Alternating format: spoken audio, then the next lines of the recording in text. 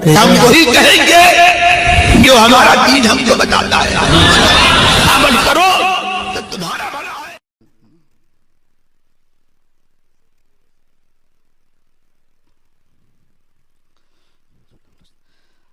अस्सलामु अलैकुम वरहमतुल्लाहि तआला व बरकातुहू। अल्हम्दुलिल्लाहि रब्बिल आलमीन वल आक़िबतु लिल मुत्तक़ीन वस्सलातु वस्सलामु अला सय्यिदिल अंबियाइ वल मुरसलीन अम्मा बाद फ़अऊज़ु बिल्लाहि मिनश शैतानिर रजीम बिस्मिल्लाहिर रहमानिर रहीम वरत्तिलिल क़ुरआन तरतीला। सदक़ल्लाहुल मौलाना अज़ीम सदक़ा बल्लग़ना रसूलुहुन नबियुल अमीनुल मतीनुल मुबीनुल करीम व नहनु अला ज़ालिका लमिनश शाहिदीन व शाकिरीन वल्हम्दुलिल्लाहि रब्बिल आलमीन।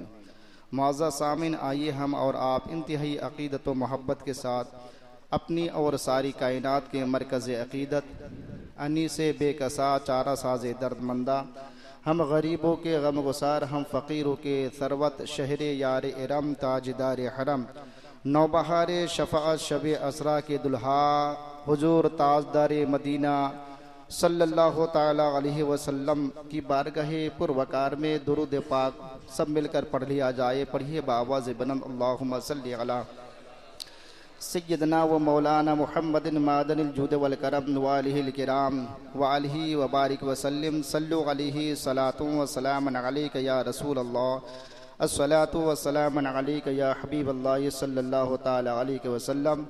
मुअज़्ज़ज़ सामीन, ये रमज़ानुल मुबारक का दूसरा जुमा के दहलीज पर हम आज खड़े हैं और अल्लाह के हुजूर हम ये अरीज़ा पेश करेंगे कि अल्लाह तबारक व तआला इस जुमा के सदके, इस महीने के सदके हम सब की उम्र में बरकत अता फरमा कर साल आइंदा भी हम जैसे गुनहगारों को रमज़ानुल मुबारक का महीना नसीब हो। जिस तरीके से हम इस माह मुक़द्दस को गुज़र रहे हैं, ये महीना निहायत ही अज़मत व बरकत वाला महीना है। अल्हम्दुलिल्लाह हमें अमन व शांति व इस्लाम व मोहब्बत व भाईचारगी के साथ हमें गुजारने की तौफीक अता फरमाए। बस असर हादिर में हम इस महीने को जिस नज़रिए से देखते हैं और ये जो हम अमल करते हैं इस महीने में, उस अमल का जो हमारा रुख है और शरीयत के रूह से अगर देखा जाए तो कहीं से कहीं हम शरीयत के एतबार से हम दूर होते हुए नजर आते हैं। तो मैं उसी मुनासिबत से कुरान अज़ीम की एक मारूफ आयत तिलावत की है। अल्लाह फरमाता है व रत्तिलिल क़ुरआन तरतीला, कि आका अलैहिस्सलातु व तस्लीम का फरमान है कि ये महीना जो ही जलवागरी होती है, इस महीने की जो ही जलवागरी होती है तो अल्लाह तबारक व तआला, बड़ी प्यारी हदीस है, अल्लाह तबारक व तआला आसमानी दुनिया पर नुज़ूल इज़लाल फरमाता है और अर्श जो है, अर्श जहाँ पर अल्लाह इस्तिवा फरमाता है, उस अर्श पर अल्लाह जलवागर होकर उसके नीचे से एक रहमत की हवा चलाता है और अल्लाह रहमत की नज़र से अपने बंदों को देखता है। जो इस महीने को गुजारता है और अच्छे तरीके से गुजारता है, उसे प्यार की नज़र से, मोहब्बत की नज़र से देखता है। तो अल्लाह तबारक व तआला अल्लाह की उस नज़र रहमत के साये में हम सब का नाम दर्ज हो। अलबत्ता देखिए, तरावी तो करीब करीब बनारस के रूह से खत्म ही हो चुका है, कहीं कहीं और बाकी है। लेकिन हम जिस मजहब के मानने वाले हैं, जिस मजहब की तालीम हम सीखते और सिखाते हैं, हमारे मजहब की तालीम ये है कि रमज़ान का पूरा महीना, यानी चांद देख करके तरावी की नमाज शुरू होती है और चांद देख करके तरावी की नमाज ख़त्म होती है। अल्हम्दुलिल्लाह, जिन मसाजिद के अंदर कुरान मजीद को मुकम्मल तरीके से आपने सुन लिया है, समाअत कर ली है, तो उसके बाद तरावी की नमाज नहीं पढ़ी है, नहीं पढ़नी है, ऐसा गुमान ना करे, बल्कि तरावी ऐसी इबादत है, इसको नवाफिल कहा जाता है, और लेकिन ये उन नवाफिल से अलग है। अल्लाह के रसूल सल्लल्लाहु ताला अलैहि वसल्लम के उस फरमान को सदरुल सरिया बदरुत तरीका मुफ्ती अमजद अली खां अलैहि रहमत व रिजवान ने तहरीर फरमाया कि ये जो नमाज तरावी है ये सुन्नत मुअक्कदा अलल किफाया है। सुन्नत मुअक्कदा का मतलब आपको हर हाल में पढ़ना है, चाहे मर्द हो चाहे औरत हो, हर एक पर लाजिम है। और इसकी फजीलत आका करीम रऊफ रहीम सल्लल्लाहु ताला अलैहि वसल्लम ने बयान फरमाई कि तरावी की नमाज को खुलूक के साथ पढ़ने वाले के सगाइर तमाम के तमाम माफ कर दिए जाएंगे, सबके सब माफ कर दिए जाएंगे। लेकिन याद रखे, सिर्फ 2 मिनट, चंद मिनट, 5 मिनट की हेरा फेरी में आप अपने आमाल को जाये ना करें। कुरान करीम की जो अहमियत है, अल्लाह के रसूल फरमाते हैं कि नबी के एक चहेते साहबी हजरत उसैय बिन जब कुरान की तिलावत करते थे तो आपके बाजू में एक घोड़ा वो हिनहिना रहा था, और घोड़े के बगल में आपके छोटे छोटे बच्चे सो रहे थे। तो आपको एहसास हुआ कहीं ऐसा तो नहीं कि घोड़े का पैर मेरे बच्चों पर ना रख दे। बड़ी तेजी के साथ आप जब बाहर आए तो देखा कि आसमान की तरफ से जो कुछ किंदिले उतर रहे थे, और जैसे ही मैं बाहर गया और देखा, मेरी निगाह जब पहुंची तो वो किंदिले ऊपर को जाने लगी। दूसरी रात भी ऐसा ही हुआ। तीसरी रात को आका करीम सल्लल्लाहु अलैहि वसल्लम की बारगाह में हाजिर होकर के अर्ज की, आका ऐसा ऐसा है। मेरे नबी ने फरमाया, उसैब मेरे प्यारे साथी तो कुरान की तिलावत कर रहा था, और तुम्हारे कुरान की तिलावत में वो लज्जत थी कि अल्लाह के मुकर्रब फरिश्ते किंदिले लेकर तुम्हारे पास सुनने के घर से आ रहे थे। अगर तू ना रुकता तो वो फरिश्ते तुम्हारे सामने आ जाते। तो कुरान की तिलावत इस तरीके से की जाए।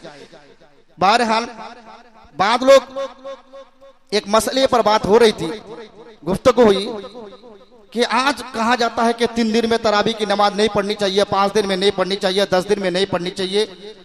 इमाम आजम तो वक्त के इमाम जब पूरे रमजान में 61 मरतबा कुरान मुकद्दस खत्म किया करते थे, जिन्होंने अपनी पूरी जिंदगी में 55 हज किया है। मैंने कहा कि यही तो आलिम और गैर आलिम में फर्क है। तवज्जो से सुने, आलिम में गैर आलिम में यही फर्क है।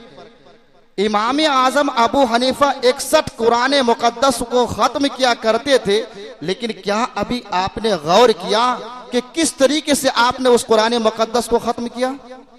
किस तरीके से? नहीं, आपने किसी आलिम दिन से सुन लिया, हाँ इतनी जाहिर सी बात है 30 दिन होते हैं और 61 मरतबा आपने खत्म किया।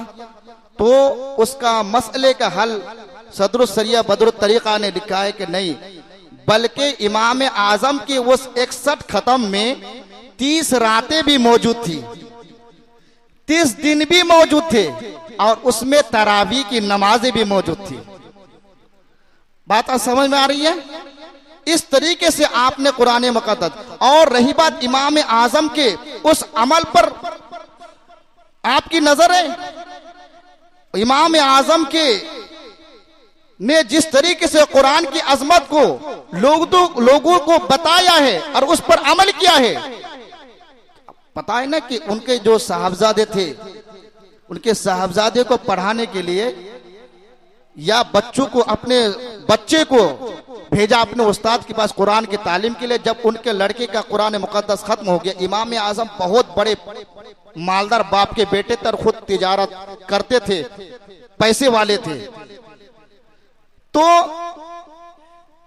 जब कुरान मुकद्दस जब खत्म हुआ तो कुरान मुकद्दस के खत्म होने पर 4000 दिरहम अपने गुलाम से कहा कि जाओ मेरे बेटे के उस्ताद को दे करके आओ, कि वो दौर तो बहुत ही गुर्बत का दौर था।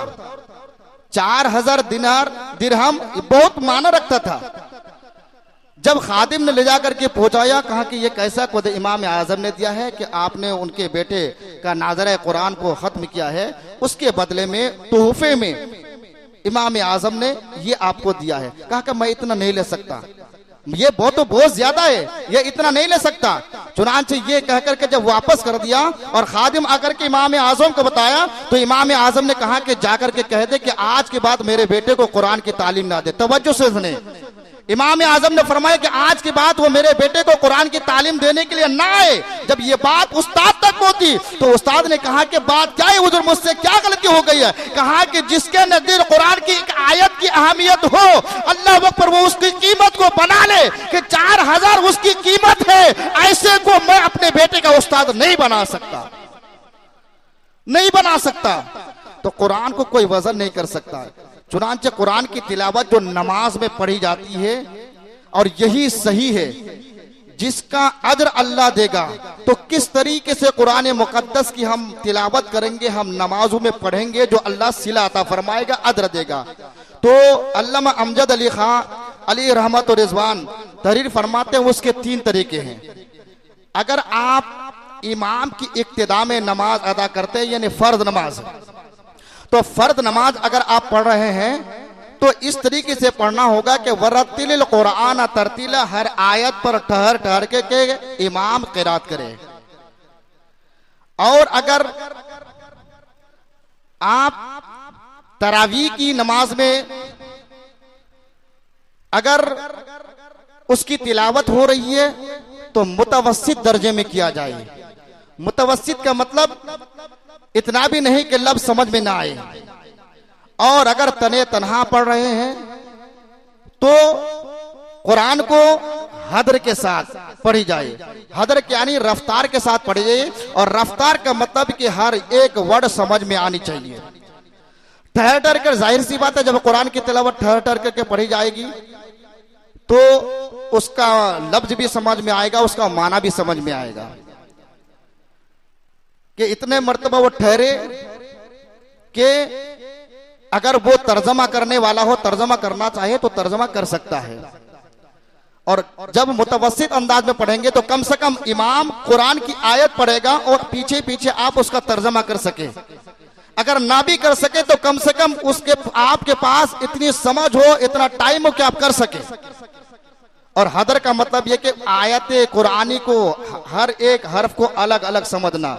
इन 3 तरीकों से अगर आप कुरान की आयतों को सुनेंगे, पढ़ेंगे तो अल्लाह इसका सिला देगा।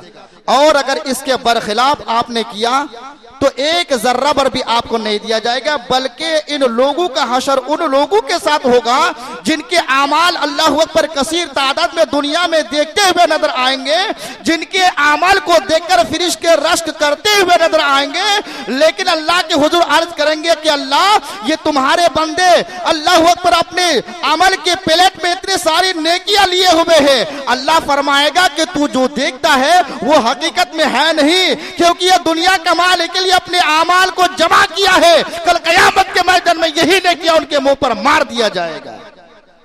जाहिर सी बात है, एक अच्छे हाफिज कुरान जो कुरान सही तरीके से पढ़ता है तो वो ये आपको ये बताएंगे कि कम से कम 20 मिनट लगेगा, उससे पहले पारा खत्म हो नहीं सकता, कोई सवाल ही नहीं पैदा होता।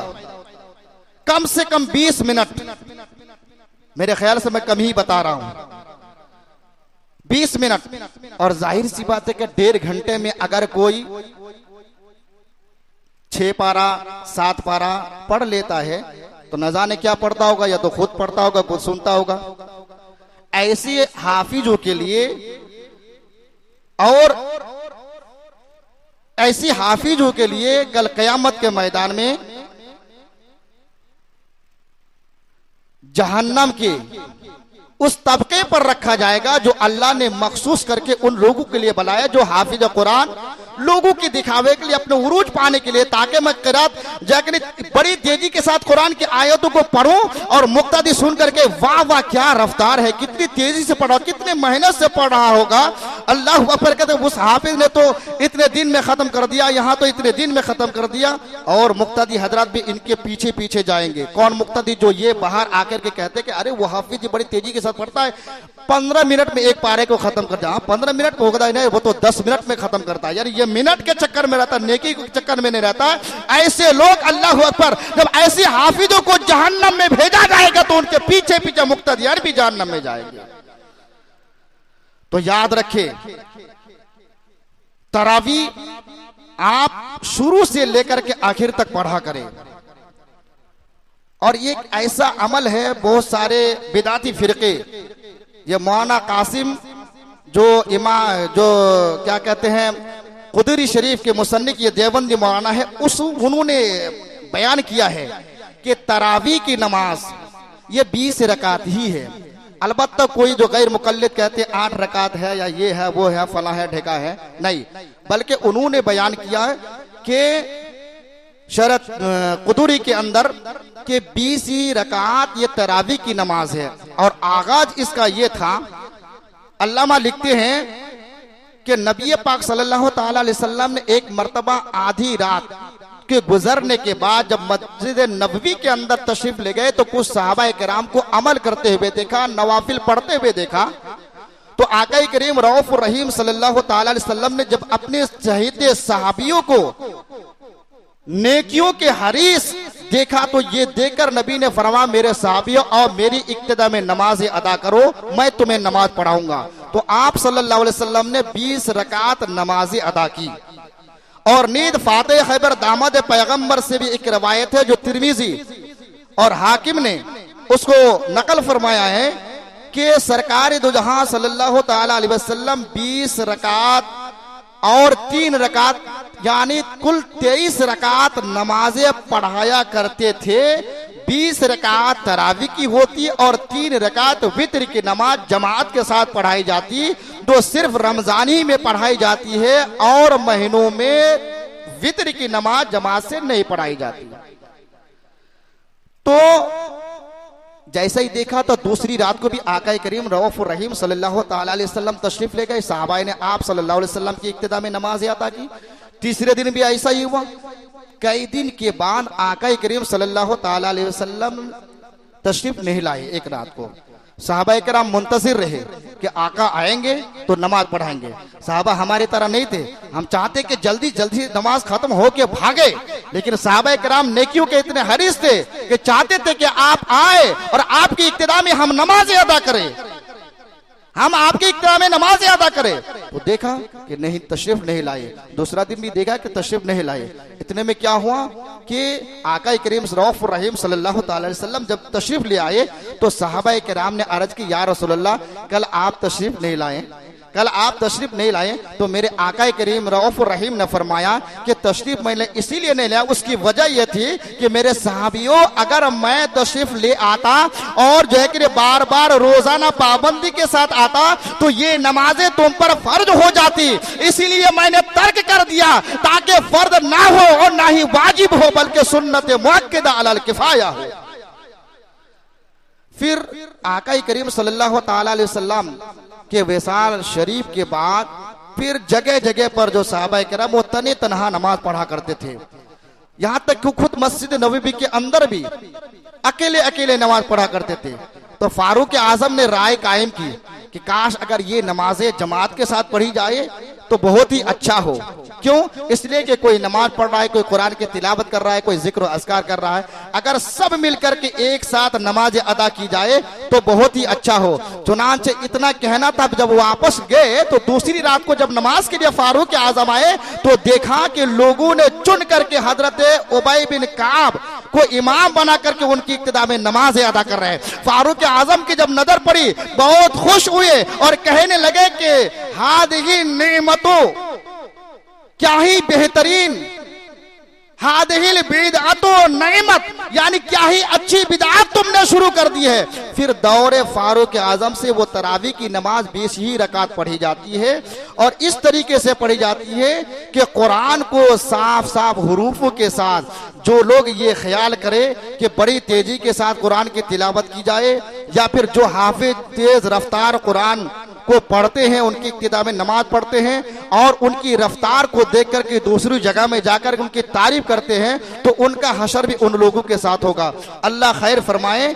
अलबत्ता 3 दिन या 5 दिन ये फतवाए आलमगिरी के अंदर जो तहरीर है, उस रवायत को नकल करता हूं कि 3 दिन हो या 5 दिन हो या 15 दिन हो या 10 दिन हो या 21 दिन हो या 27 दिन हो, ये तरावी की नमाज पढ़ना ये जायज है, कोई हराम नहीं है, जायज है।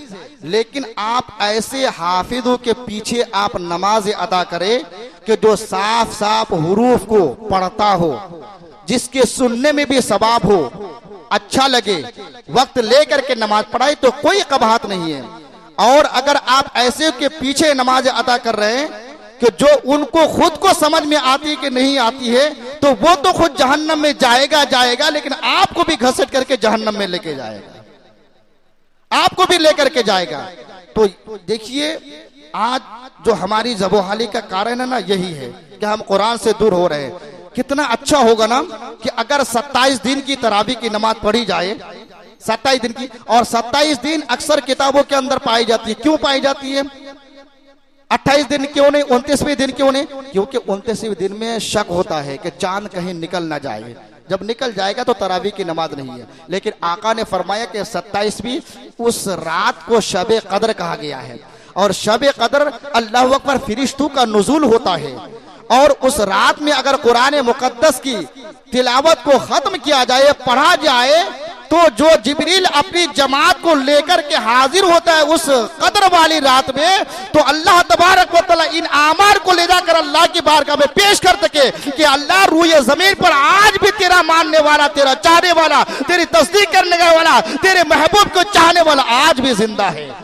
ये गवाह हो जाए फरिश्ते। इसलिए 27 ही को जो है कि क्या करते हैं, खत्म करते हैं। वैसे 21वें भी खत्म कर सकते हैं, अलबत्ता बेहतर तरीका ये शब कदर होने की वजह से 27 को इंतखाब किया गया है। तो अल्लाह के हुजूर ये अरीजा है कि ये हम मुसम्मत इरादा करें, ज्यादा टाइम नहीं लगेगा। अगर आप तरावी की नमाज को वसी कर दे, यानी 27 दिन हो या 21 दिन हो, ये 3 दिन वाला 5 दिन वाला सिस्टम को अगर छोड़ दे रहे हैं, तो मैं तो समझता हूं कि बहुत ही अच्छी बात है। क्या उसको वसी करके, जैसे जब रोजाना पढ़ना ही है तरावी की नमाज, तो फिर क्या जरूरत है अपने आप पर क्या कहते हैं बोझ लेने की? क्या जरूरत है?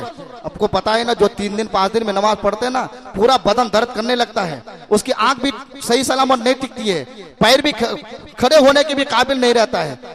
तो ये अपने आप पर जुल्म करना ही हुआ। और अल्लाह ने इतनी खूबसूरत हमें जिंदगी अता की है, इतना प्यारा जो है कि हमें सुनहरा मौका दिया है, सही सलामत आज़ा अल्लाह ने हमें दिया है, और ये फरमाया कि मेरे बंदो, मैंने तुम्हें अच्छे हुस्न के साथ तुमको पैदा किया है, इस पर तुम अपने आप पर कंट्रोल करो, अपने नफ्स पर जुल्म ना करो।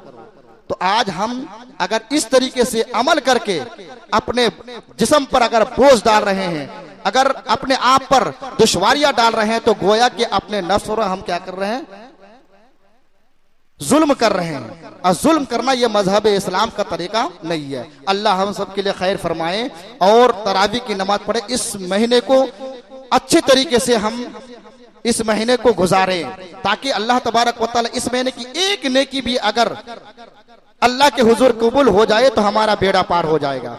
और एक बात यह है कि जैसा कि आप बखूबी जानते हैं, आप लोगों से गुजारिश है, और कई मर्तबा मैंने तकरीरों में भी कहा है कि जो टेढ़ा मजहब होता है ना, उनके यहाँ हर चीजें जायज होती है, और जो पक्के लोग होते हैं उनकी सीढ़ियां बड़ी मजबूत होती है। तो ये मस्जिद के अंदर अभी फिलहाल काम जारी है, जैसा कि आप देख सकते हैं, नमाजियों की तादाद आहिस्ता आहिस्ता बढ़ती जा रही है।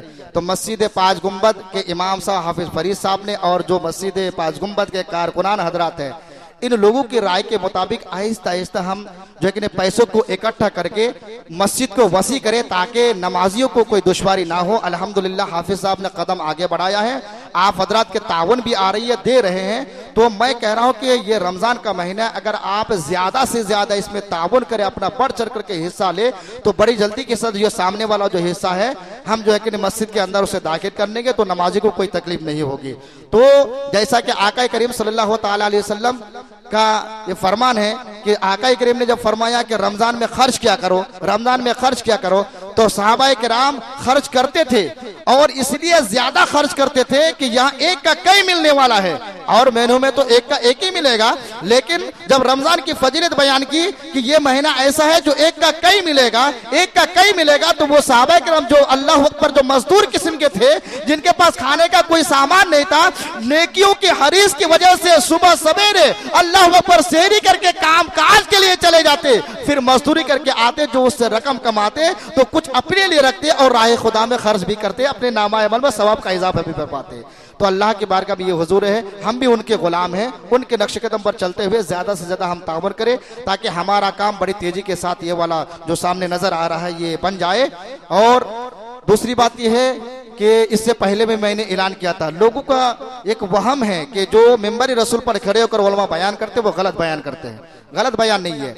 मैंने ये कहा था कि आप अगर कोई साहिब इस्तात है, साहिब ज़कात है, तो ज़कात की रकम भी आप ये कह करके आप दे सकते हैं कि दीजिए ये मेरी ज़कात की रकम है, अल्लाह ने आपको दिया है तो आप दीजिए, ज़कात की रकम आप दीजिए। हाँ, अल्लाह के रसूल सल्लल्लाहु अलैहि वसल्लम ने जो हमें रास्ता बताया है उस रास्ते के तहत उस पैसे को हम मस्जिद में लगाएंगे।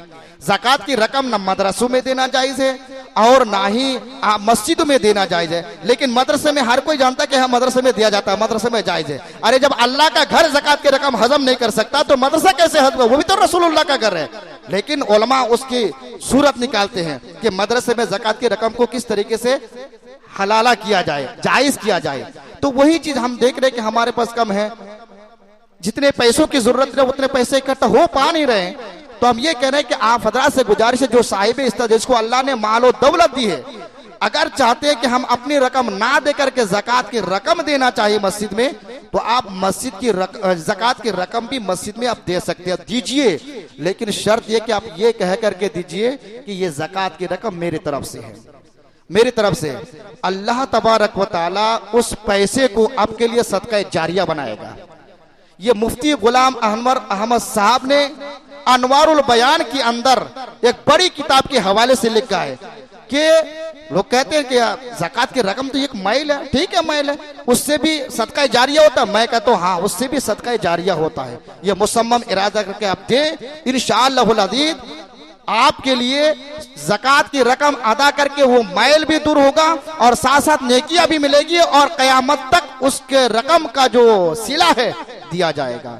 तो आप हजरात से मेरी यही दरखास्त है कि ज्यादा से ज्यादा इसमें तावन करें और बढ़ चढ़ करके इसमें हिस्सा ले। जो दोस्त अहबाब आपसे मिलने वाले हैं, पैसे वाले, उनसे भी कहा जाए कि भाई लल्लापुरा पाक मस्जिद के अंदर काम जारी व सारी है, अगर अल्लाह ने आपको दिया है तो आप जो है दे करके कुछ उसमें तावन करें। अल्लाह के हुजूर ये अर्जा है हम सारे मुसलमानों को इस महीने को अच्छे तरीके से गुजारने की तौफीक अता फरमाए।